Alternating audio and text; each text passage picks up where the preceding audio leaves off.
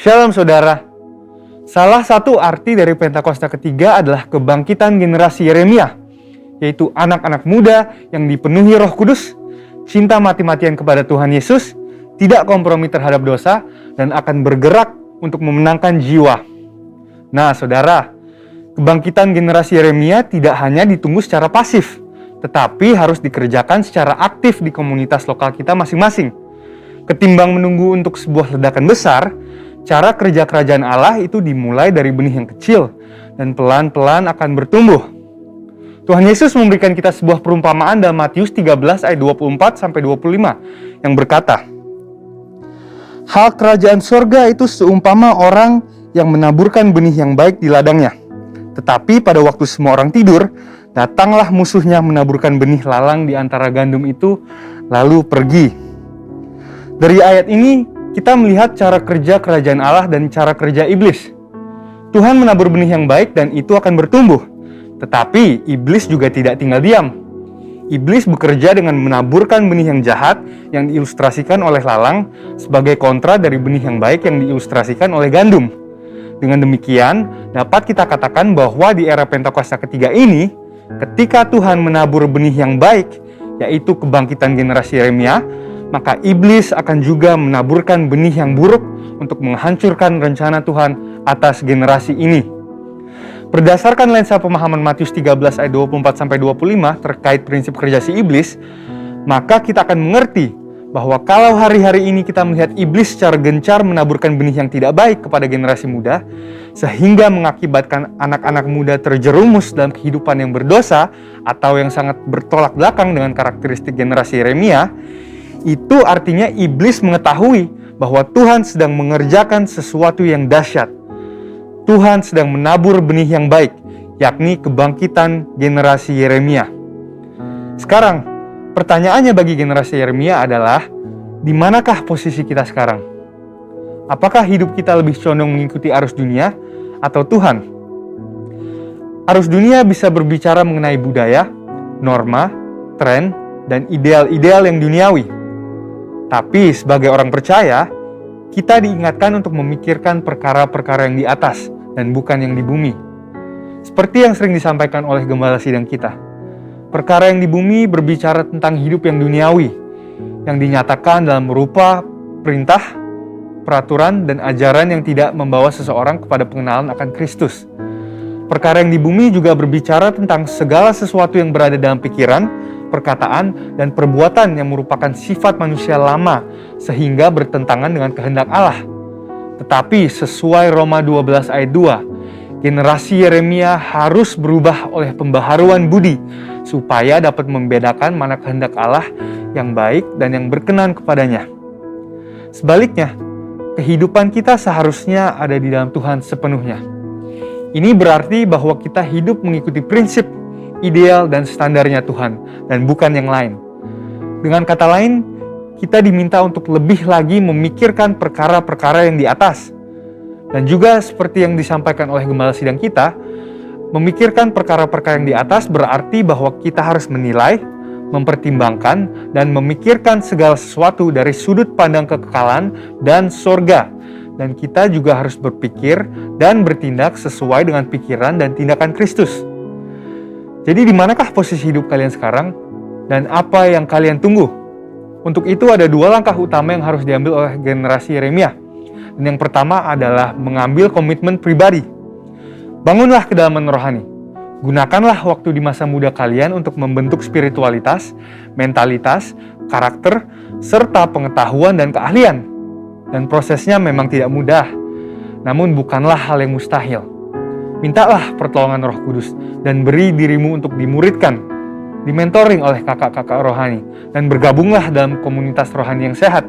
Yang kedua adalah menjangkau keluar, yaitu bergerak untuk memenangkan jiwa-jiwa sebagaimana diperintahkan kepada kita oleh Tuhan melalui amanat agung dalam Matius 28 ayat 19-20. Jadi apalagi yang ditunggu? Jangan sampai yang ditunggu adalah kesiapan diri kita, sementara diri kita tidak melakukan apa-apa, tidak memiliki kerinduan untuk dipenuhi dengan Roh Kudus.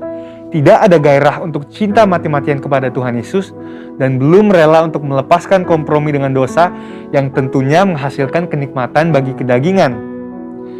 Hal ini dapat diumpamakan seperti kita berada di dalam mobil dan mengharapkan untuk tiba di tempat tujuan, tetapi tidak menghidupkan atau menjalankan mobil tersebut.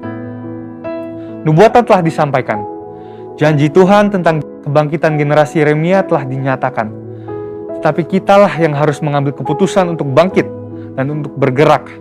Untuk itu, ini adalah saatnya untuk meresponi panggilan Tuhan dan untuk menggenapi rencananya atas generasi Yeremia dan atas umatnya. Saudara, untuk penjelasan lebih lengkapnya dari tim teologi kami, silahkan buka link yang ada di atas atau scan QR Code yang tersedia. Salam integritas dan Tuhan Yesus memberkati.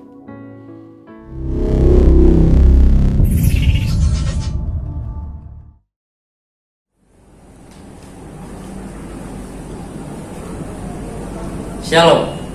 Kita akan memperkatakan apa yang dimaksud dengan Pentakosta ketiga. Mari kita bangkit berdiri. 1. Pentakosta ketiga adalah pencurahan Roh Kudus yang dahsyat di zaman ini, melebihi yang terjadi di Azusa Street. Pentakosta ketiga adalah pencurahan Roh Kudus yang dahsyat di zaman ini, melebihi yang terjadi di Azusa Street.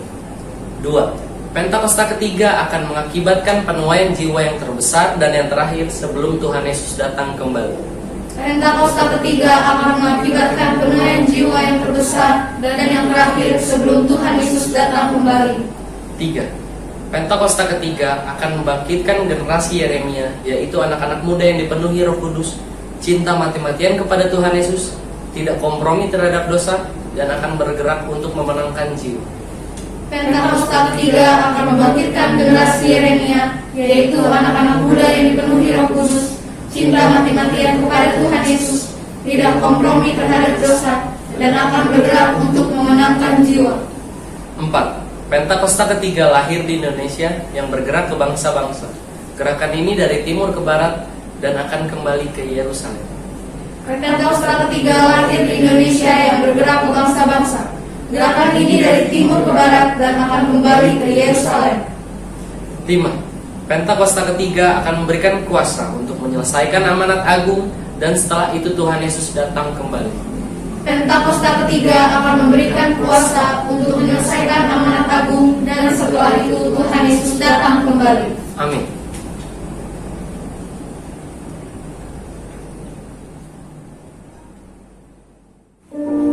Tiba saatnya kita akan mulai ibadah ini. Mari kita berkumpul bersatu untuk menyalakan nama Tuhan. Sebelum ibadah ini dimulai, mari kita bersatu dalam doa. Selamat pagi Tuhan Yesus, di pagi dan cerah ini kami anak-anak-Mu ingin berterima kasih karena Engkau selalu menjaga dan menyertai kami. Bahkan di saat kami berjalan dalam lembah yang kelam, saat kami sedang merasa ketakutan, kami tahu Engkau adalah yang setia karena Engkau selalu berjalan dengan kami. Oleh karena itu Tuhan, selama kami hidup, kami akan terus menyembah-Mu, melayani-Mu dengan segenap hati kami. Curahkanlah Roh tempat ini, dalam nama Tuhan Yesus kami siap menyembah-Mu. Haleluya. Amin.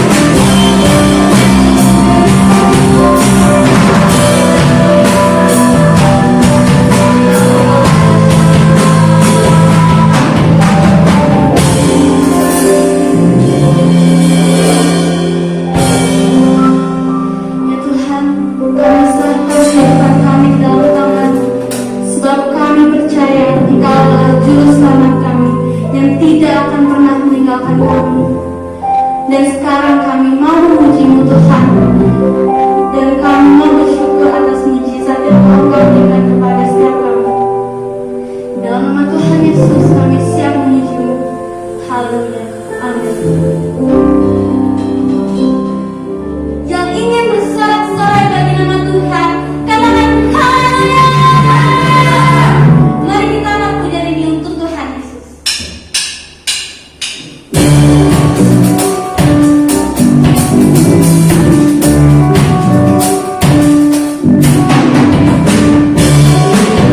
kita angkat pujian ini dengan awal, katakan ini masuk ke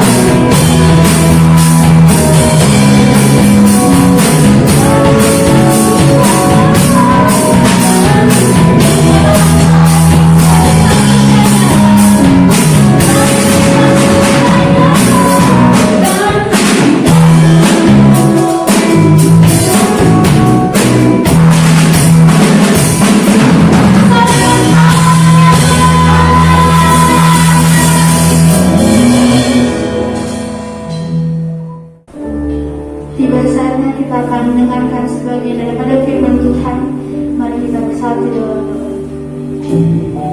Tuhan, Engkau melihat anak-anak-Mu yang saat ini sudah menyiapkan hati dan telinganya untuk mendengarkan isi dari hati-Mu.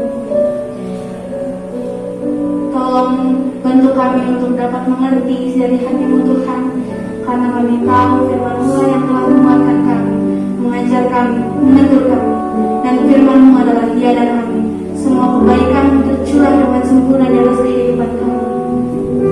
Sertailah juga hamba-Mu Tuhan yang akan menyampaikan kebenaran daripada firman-Mu. Dalam nama Tuhan Yesus kami siap menyambut firman-Mu. Haleluya. Amin.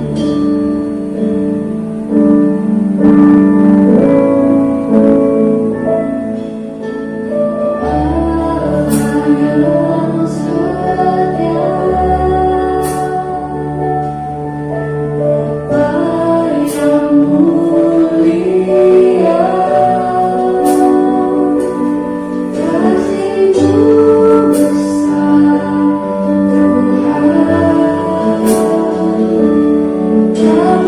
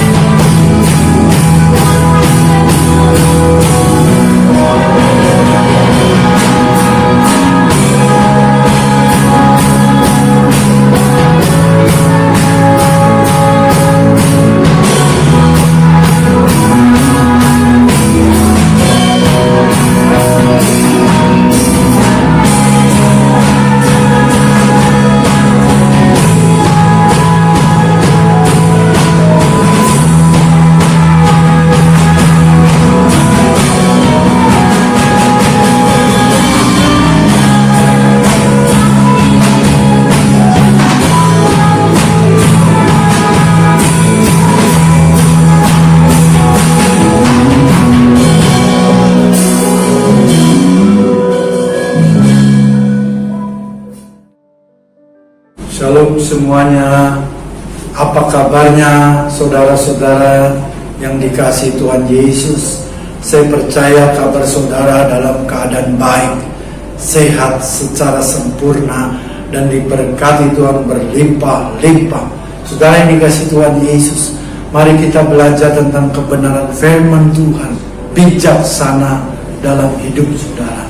Saudara yang dikasihi Tuhan Yesus, kita mau belajar dalam hidup ini, kita harus bijaksana. Saudara, seperti apa yang Tuhan sudah pesankan, jangan sampai kehidupan yang kita jalani ini, kata pengkhotbah, sia-sia. Semuanya sia-sia, saudara. Saudara yang dikasihi Tuhan Yesus, mari sebelum firman Tuhan disampaikan, kita mau bersatu dalam doa. Bapa di dalam surga, terima kasih Tuhan buat hari ini, hari yang indah yang Kau berikan buat kami, sehingga kami diberikan kesehatan, diberikan pikiran yang baik Tuhan, yang jernih, yang sehat Tuhan, sehingga kami boleh menerima banyak kebenaran firman-Mu. Dan kami percaya ketika firman ditaburkan, hati ini menjadi tanah yang subur, siap menerima kebenaran firman-Mu, dan firman-Mu berakar, bertumbuh, dan berbuah-buah bagi hormat kemuliaan bagi nama-Mu. Terima kasih Tuhan, Kau baik, Kau sungguh baik.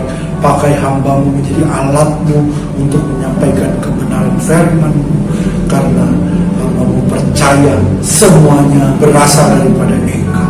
Terima kasih, Kau baik, Kau sungguh baik, Kau teramat baik. Dalam nama Yesus Kristus, semua yang percaya diberkati Tuhan berlimpah-limpah. Mari sama-sama katakan amin. Saudara yang dikasihi Tuhan Yesus, bijaksana dalam hidup saudara, ini sangat-sangat penting kita sebagai orang-orang percaya. Jadi awalnya baik, awalnya dahsyat, awalnya luar biasa, tapi sampai akhir pun harus tetap kita setia, luar biasa, dahsyat, antusias hidup dalam Tuhan. Amin. Saudara yang dikasihi Tuhan Yesus, mari kita belajar tentang kebenaran firman Tuhan. Matius pasal yang ke-7 ayat 24 sampai 27. Demikian firman Tuhan. Dua macam dasar. Setiap orang yang mendengar perkataanku ini dan melakukannya, ia sama dengan orang yang bijaksana yang mendirikan rumahnya di atas batu. 25. Kemudian turunlah hujan dan datanglah banjir, lalu angin melanda rumah itu, tetapi rumah itu tidak rubuh sebab didirikan di atas batu. 26. Tetapi setiap orang yang mendengar perkataanku ini dan tidak melakukannya, ia sama dengan orang yang bodoh yang mendirikan rumah di atas pasir. 27. Kemudian turunlah hujan dan datanglah banjir, lalu angin melanda rumah itu, sehingga rubuhlah rumah itu dan hebatlah kerusakannya. Saudara yang dikasihi Tuhan Yesus, banyak orang berpikir dalam hidupnya sudah bijaksana menurut ukuran dia, menurut ukuran orang tersebut. Tetapi kita mau belajar bijaksana menurut ukuran Tuhan, saudara. Jadi bukan bijaksana menurut ukuran pribadi orang tersebut atau diri orang tersebut, tetapi kita belajar bijaksana menurut ukuran Tuhan. Saudara yang dikasihi Tuhan Yesus, jadi bijaksana bukan karena kehebatan pikiran atau karena kecerdasan orang tersebut, tetapi ukurnya adalah ketaatan, membaca firman Tuhan, mendengar dan mau melakukan kehendak Tuhan. Saudara, ini yang dikatakan bijaksana. Ujian hikmat selalu ada, yaitu ujian mungkin berupa angin dalam kehidupan, bisa dikatakan angin badai yang datang saat ujian datang.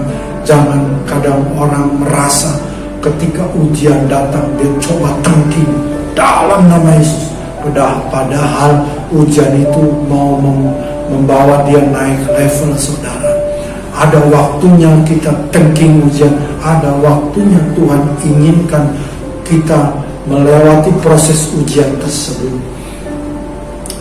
Dan kita tahu bahwa ujian itu datang, mungkin bagi pikiran kita tidak seizin Tuhan, tapi kalau kita bijaksana, Ujian itu datang pasti seizin Tuhan. Lewat ujian tersebut, Tuhan mau mendewasakan kita sebagai orang-orang percaya, yang percaya dan mau didewasakan. Sama-sama katakan amin. Saudara yang dikasih Tuhan, dewasa dalam berpikir, dewasa dalam bertindak, membuat orang-orang yang penuh dengan kebijaksanaan. Wow, dahsyat. Kebodohan menurut firman Tuhan bukan karena kurangnya pendidikan atau kurang tinggi pendidikannya, tetapi mereka yang hidup menurut keinginan daging, menurut hidup maunya semua gue, dan hidup dengan mengumbar nafsu, saudara, nafsu yang bertentangan dengan firman Tuhan. Firman Tuhan mengatakan bahwa dasar dari kebijaksanaan adalah takut akan Tuhan. Inilah dasar dari kebijaksanaan menurut ukuran Tuhan, saudara. Jadi saudara, bijaksana jangan menurut ukuran diri sendiri, tapi bijaksana menurut ukuran Tuhan. Amsal pasal yang ke-1 ayat yang ke-7. Demikian firman Tuhan. Takut akan Tuhan adalah permulaan pengetahuan, saudara. Tetapi orang bodoh menghina hikmat dan didikan. Saudara yang dikasih Tuhan, jelas kalau saudara mau memiliki pengetahuan yang banyak atau lebih, saudara harus memiliki takut akan Tuhan. Itulah dasar. Ketika saudara takut akan Tuhan, maka pengetahuan akan ditambah-tambahkan oleh Tuhan. Amin. Jadi kita mau belajar, ada satu tokoh yang luar biasa diberikan hikmat, kebijaksanaannya oleh Tuhan, yaitu Nabi Salomo, saudara. Kita baca dalam 1 Raja-Raja pasal yang ke-3 ayat 1 sampai 9. Ini merupakan doa Salomo, saudara. Sudah bisa baca, dia Salomo minta hikmat, diberikan umur panjang, kekayaan, saudara. Dan di 1 Raja-Raja pasal yang ke-3 ayat 9, Tuhan menjawab dari doa Salomo. Saudara ini kasih Tuhan, betapa Tuhan kita luar biasa, saudara. Mintanya 1 diberi bonus 2, saudara. Jadi 3, saudara, yaitu Salomo mempunyai segalanya dalam hidup. Salomo punya hati yang penuh hikmat dan pengertian. Wow, Salomo minta hikmat dan pengertian. Salomo memiliki kekayaan dan kemuliaan, umur panjang. Wow, saudara, dahsyat, saudara. Jadi kehebatan Salomo orang yang kaya raya, tetapi akhir hidup dalam kitab Pengkhotbah dia katakan bahwa sia-sia segalanya. Wow, sangat mengerikan, saudara. Orang yang dipakai Tuhan luar biasa, tetapi di akhir hidupnya dia tidak finishing well, dia tidak setia sampai garis akhir, tapi dia jatuh dalam penyembahan berhala. Dia melalui istrinya yang banyak itu, sehingga hatinya ditarik condong kepada penyembahan berhala. Saudara yang dikasih Tuhan Yesus, Salomo selama hidupnya menulis atau mengubah 3.000 Amsal, 1.005 Kidung Agung, saudara. Saudara, luar biasa hikmat dan pengertian yang Tuhan berikan kepada Salomo. Saudara, itu ada di 1 Raja-Raja pasal 4 ayat ke-32. Saudara yang dikasih Tuhan Yesus, selama 20 tahun, saudara, 20 tahun pertama, apa yang dikerjakan Salomo diselesaikan dengan secara luar biasa karena campur tangan Tuhan. Tetapi 20 tahun kemudian dalam pemerintahan Salomo, dia menjadi raja, saudara. Salomo mulai berubah kesetiaannya kepada Tuhan. Saudara yang dikasih Tuhan Yesus, kita melihat, saudara, ketika Salomo berada dalam puncak pemerintahannya, segala sesuatu sudah terpenuhi, saudara. Kekuasaan Salomo besar sekali. Keinginan mata sudah terpenuhi, saudara.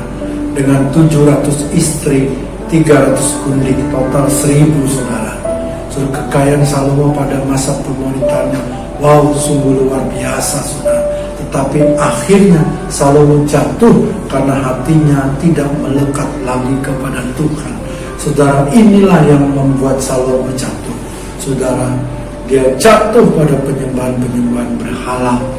Saudara yang dikasih Tuhan Yesus, hatinya sudah tidak melekat lagi kepada Tuhan. Ini sangat mengerikan, saudara. Oleh sebab itu, kita hari-hari ini hiduplah dalam bijaksana. Saudara, kita tahu hati harus senantiasa melekat kepada Tuhan, supaya kita boleh setia dari awal sampai akhir iring Tuhan Yesus. Amin. Saudara yang dikasih Tuhan Yesus, pada kitab Pengkhotbah ada 37 kali Salomo menulis kata sia-sia. Jangan sampai di akhir kehidupan kita ikut Tuhan, kita berkata semua itu sia-sia, semua itu sia-sia. Jangan, saudara. Oleh sebab itu, bijaksanalah dalam hidup ini, saudara. Salomo mengizinkan penyembahan berhala masuk ke dalam rumah Tuhan.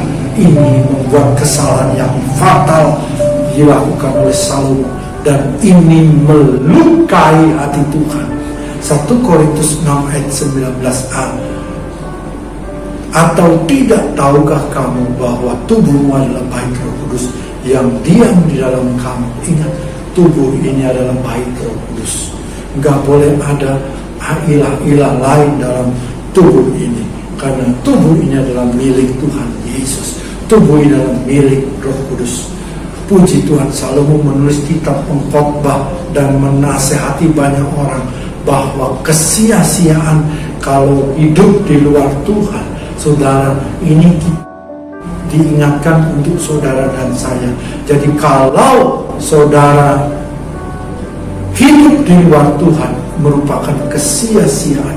Pengkhotbah pasal yang pertama ayat yang kedua, saudara yang dikasih Tuhan Yesus. Demikian firman Tuhan. Kesia-siaan belaka, kata Pengkhotbah. Kesia-siaan belaka, segala sesuatu adalah sia-sia. Ini sangat-sangat mengerikan, saudara. Terus Pengkhotbah pasal 2 ayat yang ke-1. Aku berkata dalam hati, mari aku hendak menguji kegirangan, nikmatilah kesenangan, tetapi lihat juga itu pun sia-sia. Pengkhotbah pasal 2 ayat ke-26. Karena kepada orang yang dikenalnya, yang mengerjakan hikmat, pengetahuan dan kesukaan, tetapi orang berdosa ditugasnya untuk menghimpun dan menimbun sesuatu yang kemudian harus diberikannya kepada orang yang dikenal Allah. Itu pun sia-sia dan usaha menjaring. Amin.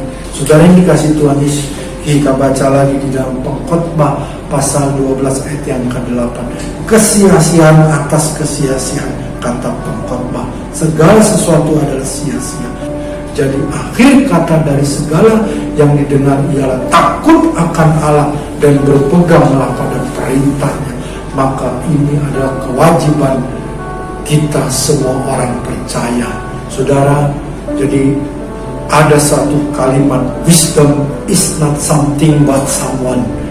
Untuk menjadi bijak bukan karena sesuatu jabatan atau uang atau titel, saudara, dan lain sebagainya, tetapi karena ada sesuatu pribadi seseorang, yaitu Yesus Kristus, saudara yang dikasih Tuhan.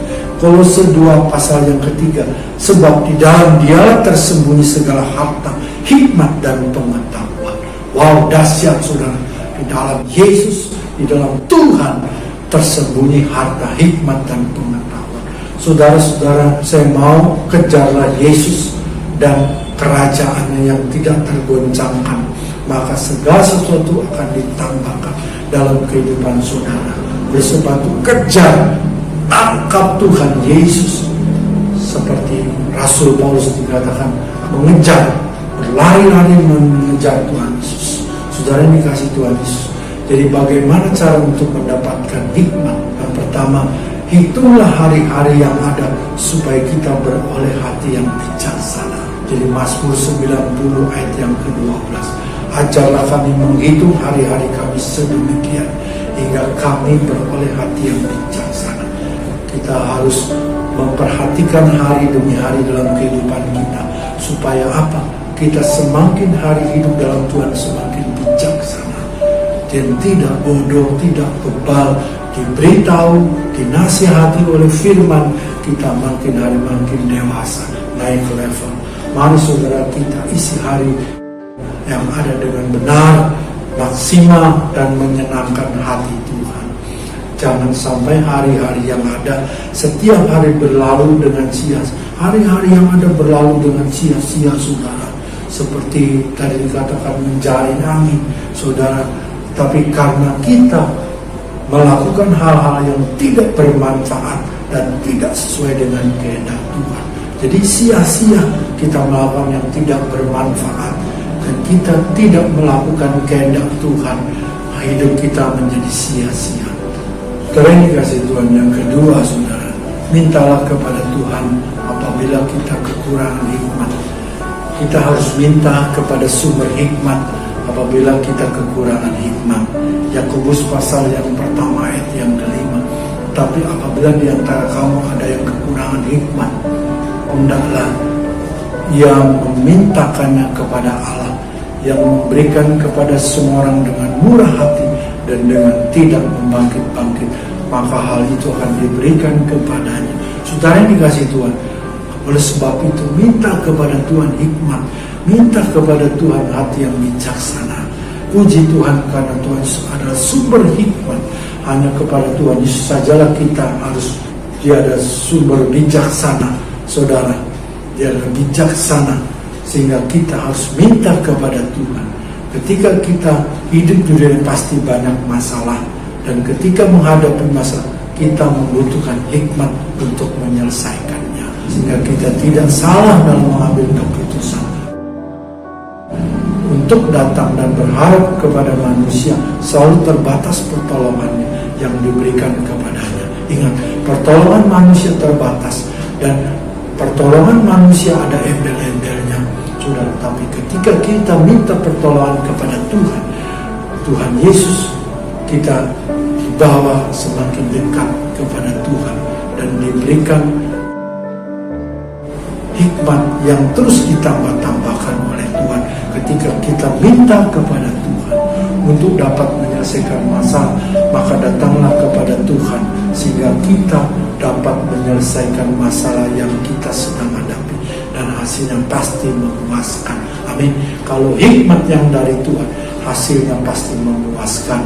Kita jangan khawatir, saudara, masalah apapun, terutama dalam pandemi COVID-19 maupun krisis ekonomi global.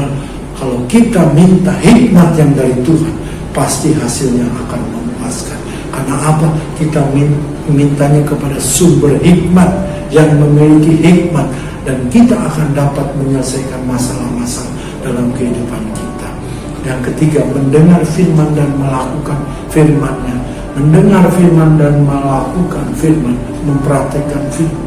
Matius pasal yang ke-7 ayat yang, setiap orang yang mendengar perkataanku ini dan melakukannya, ia sama dengan orang yang bijaksana yang mendirikan rumahnya di atas batu.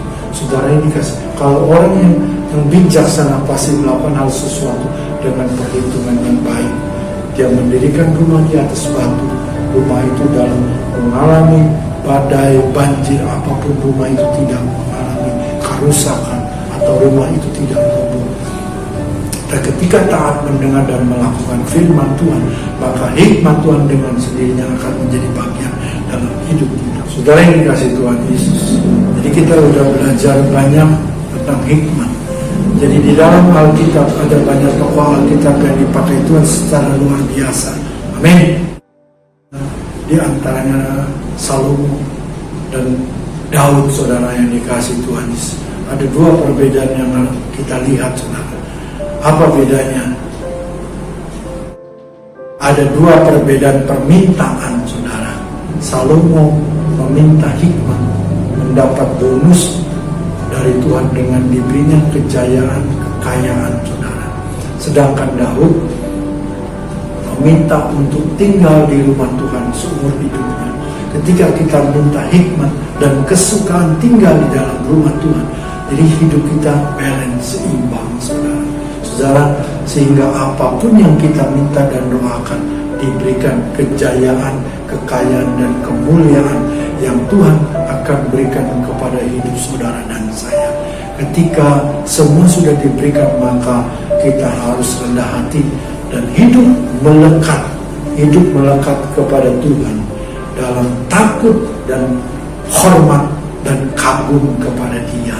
Saudara, wow, ini adalah pokok utama ketika kita diberikan semuanya, kejayaan, kekayaan, dan kemuliaan.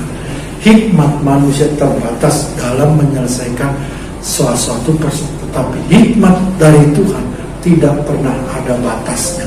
Amin. Mintalah hikmat Tuhan sehingga kita tidak pernah ada batasnya. Sekalipun masalah silih berganti datang, yang satu belum selesai datang lagi, tapi ketika engkau memiliki hikmat yang dari Tuhan, engkau pasti diberikan, engkau dapat menyelesaikan, engkau dapat memberikan jalan keluar. Amin. Terpujilah nama Tuhan Yesus. Mari saudara yang dikasih Tuhan Yesus, kita bersatu dalam doa. Bapak, terima kasih Tuhan, kalau pada pagi siang hari kamu memberkati kebenaran firman-Mu, bijaksana dalam hidup ini Tuhan. Tuhan, kami tahu hikmat pengetahuan yang dari Engkau adalah sangat penting dalam menjalani hidup ini, supaya kami boleh dapat menyelesaikan persoalan-persoalan yang ada dalam hidup kami dengan hikmat pengertian yang dari Tuhan. Terima kasih Tuhan, Kau baik, Kau sungguh baik, karena hikmat dan pengertian-Mu tidak terbatas. Sekalipun masalah ada silih berganti dan banyak Tuhan, tapi kami percaya hikmat dan pengertian-Mu sanggup menyelesaikan persoalan-persoalan yang ada dalam hidup kami, sehingga kami boleh senantiasa terus berjalan melekat, takut, hormat, dan kagum kepada Engkau Tuhan. Terima kasih, Kau baik, Kau sungguh baik. Berkati kami semua melalui kebenaran firman Tuhan. Kami senantiasa dibukakan rahasia-rahasia, sehingga kami boleh semakin dewasa, semakin tetap setia iring Engkau sampai garis akhir. Terima kasih, Kau baik. Berkati kami semua dalam nama Tuhan Yesus Kristus. Semua yang percaya diberkati dan berlimpah-limpah. Mari sama-sama katakan amin.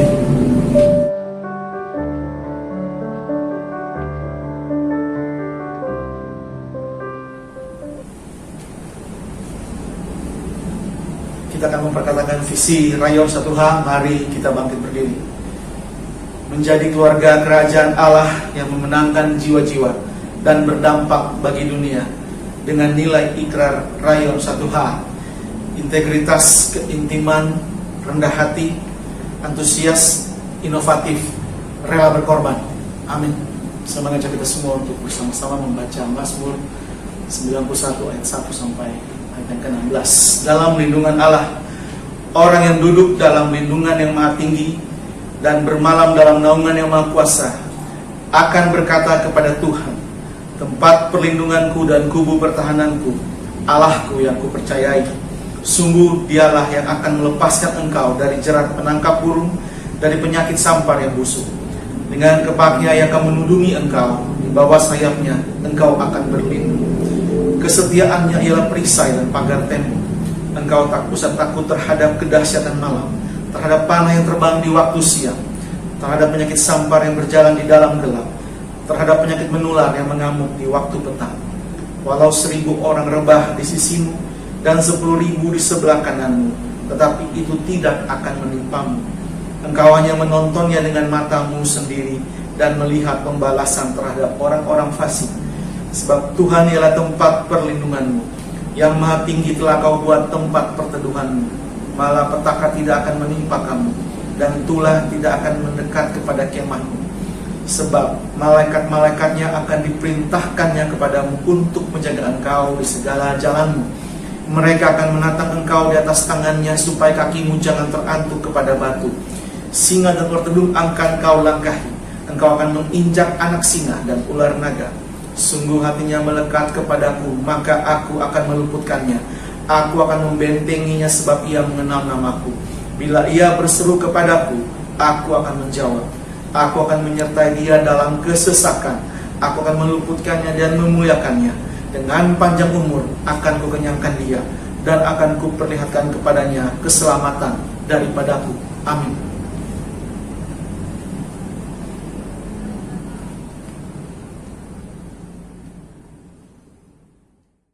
kekasih-kekasih Kristus, umat kepunyaan Allah. Terimalah berkat yang berlimpah-limpah, kasih, sukacita, damai, sejahtera dari Allah melalui anaknya yang tunggal, Tuhan Yesus Kristus, dan persekutuan yang manis dengan Roh Kudus menyertai kita semua hari ini sampai Maranatha, Tuhan Yesus datang menjemput kita semua di awan-awan yang permai, bahkan kekal selama-lama. Semua yang percaya diberkati Tuhan berlimpah-limpah. Mari sama-sama katakan amin. Tuhan Yesus memberkati berlimpah-limpah.